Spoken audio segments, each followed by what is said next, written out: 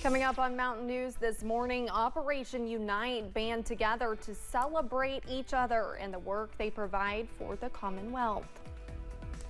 And one school is finishing up remodeling before the start of the school year.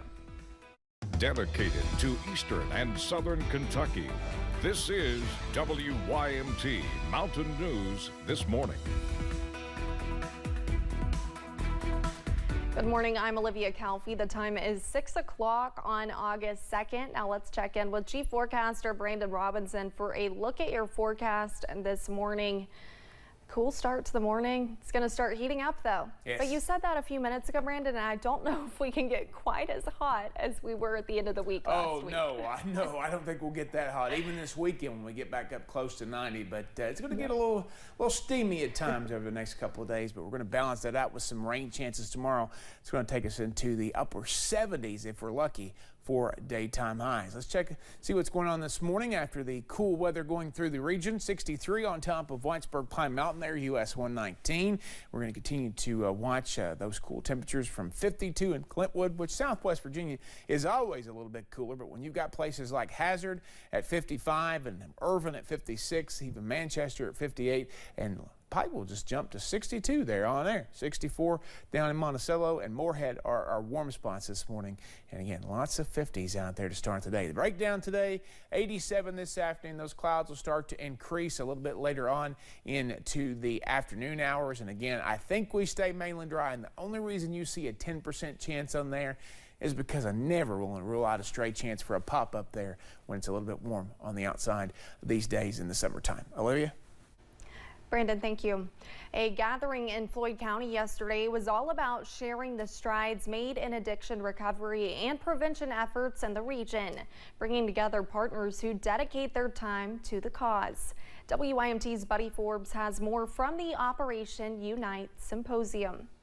Eastern Kentucky is a place of faith, a place of God, a place of grit, a place where people for years and years and years have stepped up to help their neighbors. A coalition of community collaboration. We have 20 years of people moving into recovery who are back into their communities working and leading. Celebrating change that comes with generational growth. We have 20 years of young people growing up in Unite clubs and prevention programs within their schools who are leading the way now. The Operation Unite Symposium, bringing community partners together, kicked off its first event at the Mountain Arts Center Tuesday, sharing the power of people pushing for progress. Law enforcement, treatment, and education.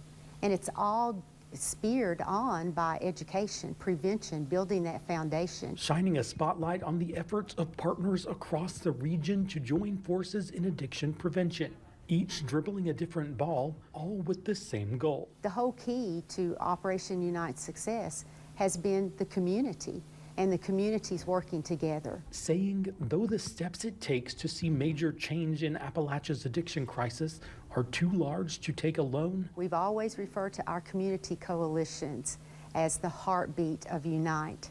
But Judge Mullins today said they are the backbone of Unite, and they truly are. When they unite, they can stand tall. In Floyd County, Buddy Forbes, WYMT Mountain News. Organizers say they expect to host a similar symposium Thursday in Manchester, recognizing the 32 coalitions with special guest Congressman Hal Rogers. Richmond Parks and Recreation cut the ribbon yesterday on a new outdoor fitness court at Lake Reba Park. City leaders say it is another step in promoting health and wellness in the community. Parks and Recreation says they want this court to serve as motivation for people to get outside and move their bodies. There are 7 stations on the court and only one circuit takes 7 minutes. As people drive by, they see people working out, which gets them in their head going, maybe I should be working out. But it offers that opportunity, and it doesn't take away from the gyms that are here in town. It actually accentuates it, and it helps people to have another option. Richmond Mayor Robert Blythe, along with Parks and Recreation, say they are excited to see people use it. Many schools in the area are about to start another year. WYMT's Chandler Wilcox tells us how one Letcher County school will have a different look than the last time students walked through the doors. As soon as students left the building for summer break, we commenced some major construction here. The preschool building is underway. It's being reconstructed. It will be an entirely new preschool. Renovations were sped up after floodwater damaged the building last year. With the help of grant money and local support, the school will soon look much different than before. We have new flooring throughout. We are using this as an opportunity to completely restructure our library and build a new library for this building.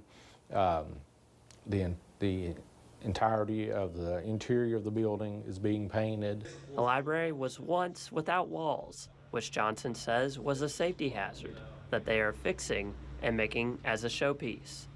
With school safety these days, that's not best practice. And so we're using this as an opportunity to enclose that library and to make it a showpiece, something that these kids and the staff here can be proud of. Johnson says some of the renovation projects, like the library, will not be completed by the start of the school year, but they are hoping they will be finished with everything by the fall season. Their school year is set to begin on August 9th. One student from Jenkins Independent School will soon be competing in an international archery tournament. 8th grader Kimber Collins has already won multiple tournaments, including 18 finishes as the top female archer. Collins says she loves continuing to get better at the sport. Definitely the tournaments and all the big ones, shooting in all them big ones and winning and doing some of the best shooting yet that I've ever shot. Yeah, that's definitely it. Shooting on these big ones and practicing and trying hard, win them. Jenkins Independent Schools already has 2 banners hanging in their gym to honor Collins' awards so far. Last week, the Mint Gaming Hall hosted a soft opening of the Cumberland Run Casino in Corbin. The Cumberland Run offers gaming machines, a restaurant with full bar, simulcast betting, and harness racing.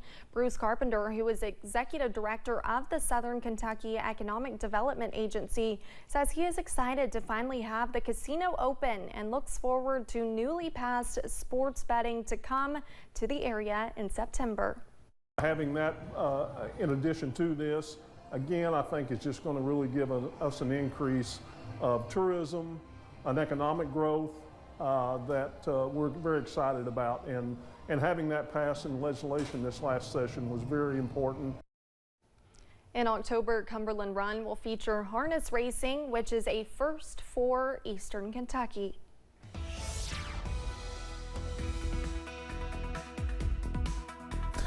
Touch foggy as we head into parts of southeastern and eastern Kentucky this morning, like downtown Whitesburg. You see down there a little cool, a little bit of light traffic and a little bit of fog this morning on Main Street. So take it easy if you're heading out the door right now. Temperatures chilly out there, a lot of 50s, just a few 60s like Moorhead, Jackson, Pikeville, Wise, Logan, London, and Monticello. Everybody else is in the action. Harlan too. Everybody else is in the 50s this morning. So a chilly start to this August day for sure. Second day of August, 87 early this afternoon before the clouds start to roll in, and it's going to be one of those days that we're going to see one more probably dry day, just like we had yesterday. I always keep a stray chance in there just in case. You never want to get caught there without a stray chance in there, but I think we'll stay mainly dry. Showers and storms pick up with a cold front tomorrow, and then the heat returns as we head toward this weekend. Olivia? Thank you, Brandon, and thanks for joining Mountain News this morning. More news is on the way. When we return, July might be the hottest month ever recorded, and some heat waves just keep going.